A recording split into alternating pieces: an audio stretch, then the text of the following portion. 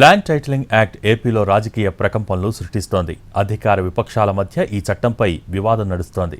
ఇంకా అమల్లోకి రాని చట్టంపై తప్పుడు ప్రచారం జరుగుతోందని వైసీపీ కౌంటర్ ఇస్తోంది. ల్యాండ్ టైటిలింగ్ యాక్ట్ పై టీడీపీ దుష్ప్రచారం చేస్తోందన్నారు సజ్జల రామకృష్ణారెడ్డి. అబద్ధాలు చెప్పేవారికి మనం ఏం చెబుతామన్నారాయన.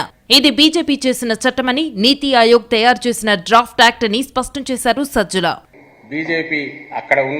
బీజేపీ ప్రభుత్వం వాళ్ళ నుంచి వచ్చింది మోడల్ కానీ డ్రాఫ్ట్ ఆర్డర్ కానీ, అందులో దాని ఇంప్లిమెంటేషన్ కూడా జరగట్లేదు, కోర్టులో ఉందని ఎంత చెప్పినా దానికి అసలు పట్టించుకునే అయిపోయి ఇప్పుడు ఇంకా ఏదేదో చెప్తున్నాను. మీ పిల్లలకు ట్రాన్స్ఫర్ చేయలేరు, మీ అమ్మ లేరు, మీరు ఇంకోటి చేయలేరు.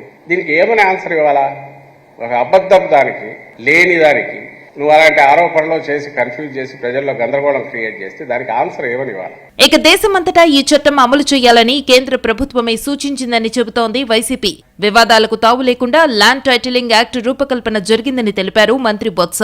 దళారీ వ్యవస్థ ఉండకూడదని యాక్ట్ తెస్తున్నామన్నారు. భూమి పేపర్లకు జిరాక్స్ పేపర్లు ఇస్తారని తప్పుడు ప్రచారం చేస్తున్నారని, ఇది అబద్ధమని చెప్పారు. ఎన్నికల కోడ్ లేకపోతే తప్పుడు ప్రచారం చేసేవారిపై చర్యలు తీసుకునేవాళ్లమన్నారు బొత్స. ఇంకా యాక్ట్ రాలేదని, రాని యాక్టును తొలగిస్తామని చంద్రబాబు చెబుతున్నారని మండిపడ్డారు మంత్రి బొత్స. రిజిస్ట్రేషన్ జరిగిన జిరాక్స్ కాపీలు ఇస్తారని చెప్పింది పచ్చి అబద్ధం. ఏ ఒక్కరు కూడా అది నమ్మద్దు. డాక్యుమెంట్ వచ్చి తెల్లకాకి మీదే రిజిస్ట్రేషన్ చేస్తారనేది కూడా అబద్ధం. ప్రభుత్వ ప్రతిపాదన ఏంటంటే ఫస్ట్ పేజీ ఉన్నప్పుడు 100 రూపాయల స్టాంప్ పెట్టి మిగతా పేపర్లు అన్నీ ఉంటే దానికి ఒక పర్మనెంట్ ఒక డాక్యుమెంట్ ప్రభుత్వం తయారు చేసింది. ఎల్పీ ఏదైతే వస్తుందో ల్యాండ్ ప్లాట్ దానికి ఇన్ఫర్మేషన్ ఏదో ఉందో అవన్నీ దాంట్లో పొందుపరచాలి. యూనిఫామ్ ఒక డాక్యుమెంట్ తయారు చేస్తారు, అది నింపి అది రిజిస్ట్రేషన్ చేసుకోవాలి.